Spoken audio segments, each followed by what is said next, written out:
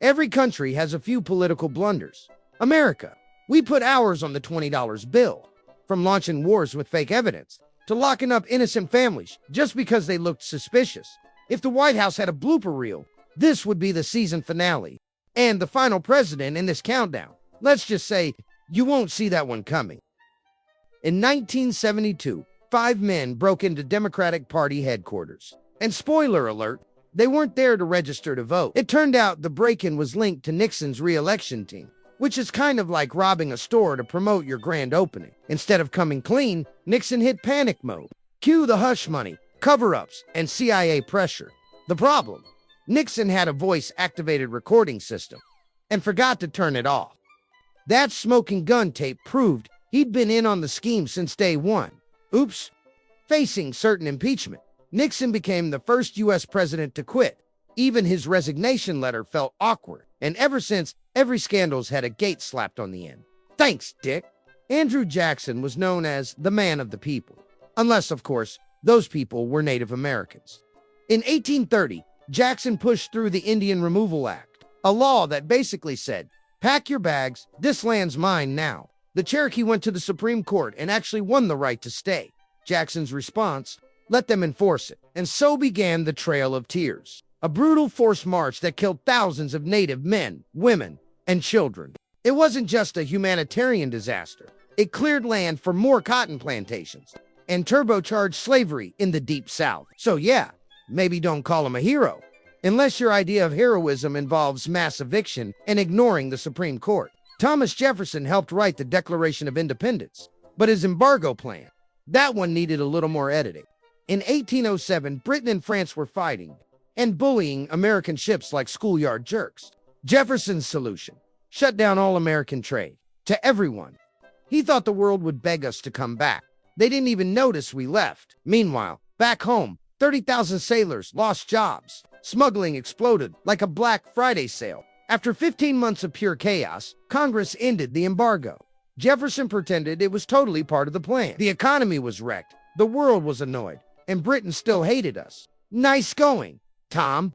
In 1929, the stock market crashed harder than your Wi-Fi during a Zoom call, and Hoover, he blinked and waited.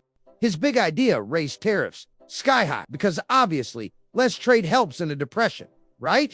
Other countries responded by slapping tariffs on us too. Soon, global trade looked like a sad high school breakup. As unemployment skyrocketed, Hoover refused to send direct aid.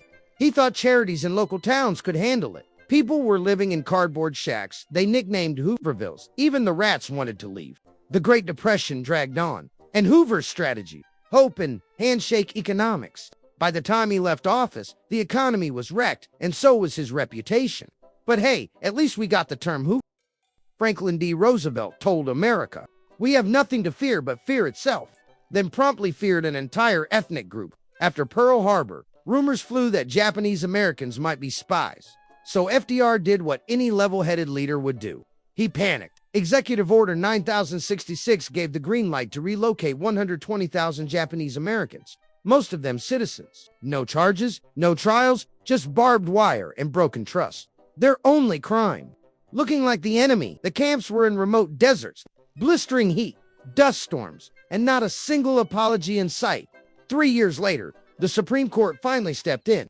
But the damage, it lasted for generations. It's one of America's most shameful chapters, and it happened under a president on Mount Rushmore posters. After World War I, Woodrow Wilson had a bold idea. Let's make a League of Nations, so nobody ever starts a world war again, the U.S. Senate said. Cool idea, Woody, just make a few tweaks, Wilson said. Over my non-negotiable body. Instead of compromise, he took the whole treaty on a national road trip, then passed out from a stroke halfway through. The Senate rejected the treaty. America ghosted the League of Nations. Like a bad Tinder date. Without the U.S., the League had the power of a soggy waffle. It gave speeches, while fascists gave tanks. Wilson's dream of peace. It went poof, and within 2 decades, boom, World War II. When Abraham Lincoln was elected in 1860, the South freaked out. And James Buchanan, he started packing. Southern states began leaving the Union like it was a bad group chat. Buchanan called it illegal, but said he couldn't do anything about it. He told Congress the Constitution gave him no power to act. but apparently it gave him full power to nap while he snoozed. Confederates took federal forts and stockpiled weapons. It's like letting someone rob your house, then offering them snacks. By the time Lincoln took office, 7 states were gone. The country split like a Thanksgiving wishbone. Buchanan's legacy. He's the guy who warmed the seat while America caught fire. After Lincoln was assassinated, Andrew Johnson became president and immediately hit CTRLZ on everything Lincoln stood for. He pardoned thousands of ex-Confederates, basically saying, hey, no hard feelings. 2 guys who literally tried to destroy the country. Southern states wasted no time passing black codes, laws designed to keep black Americans just barely out of slavery. But not really. Congress tried to stop the madness with civil rights laws.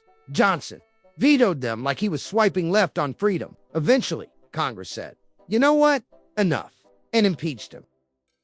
He barely avoided removal by 1 vote, which is basically failing your final exam with a 59.4 and still graduating. But the damage was done. Reconstruction collapsed, racial violence exploded, and America lost a shot at real equality for nearly a century. In 1961, the CIA pitched JFK a genius plan.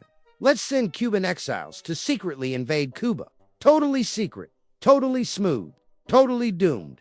To keep it deniable, JFK scaled back the airstrikes. Spoiler, that's like canceling the fireworks at a fireworks show. The Cuban exiles landed and immediately realized they were outgunned, outnumbered, and outrageously abandoned. After 3 days, the mission collapsed. Most were captured. All were humiliated. And Castro, he got closer to the Soviets than ever. JFK was furious at the CIA, at the plan, mostly at himself. But the failure taught him a hard lesson, one that helped him stay cool a year later. During the Cuban Missile Crisis, LBJ came in with big dreams: civil rights, education, healthcare. Basically, he wanted to fix America. Then, accidentally broke Vietnam. In 1964, U.S. ships claimed they were attacked in the Gulf of Tonkin. Was it real? Even the radar wasn't sure. Congress gave LBJ the Gulf of Tonkin Resolution, aka a blank check for war. And boy, did he cash it. By 1968, over 500,000 American troops were deep in Vietnam, and nobody could explain what winning actually meant. Meanwhile, back home, America was falling apart. Johnson passed epic domestic reforms, but Vietnam swallowed his presidency like a hungry jungle. In 1968, with the war raging and the nation boiling, LBJ stepped up to the mic and quit. After 9/11s, America was grieving, angry, and terrified. And George W. Bush, he pointed at Iraq and said, they've got weapons. So in 2003, the U.S. invaded, Baghdad fell, Saddam's statue toppled, and the WMDs never showed up. Turns out, faulty intel made America invade a whole country, which is like burning your house down because you think there's a spider. The war dragged on for years, costing over $1 trillion, thousands of lives, and 1 flying shoe on live TV. And after all that, the chaos left behind gave birth to something even worse: ISIS. The Iraq War didn't just cost money and lives. It torched America's global reputation and lit a fire under every anti-establishment movement to come. We've had presidents who started wars, crushed free speech, ignored genocide, and even forgot what winning looked like. So, who was the worst? Was it the one who did nothing, or the one who did way too much? Truth is, the worst presidential mistake might be the one we haven't noticed yet, or worse, the one we're still living through.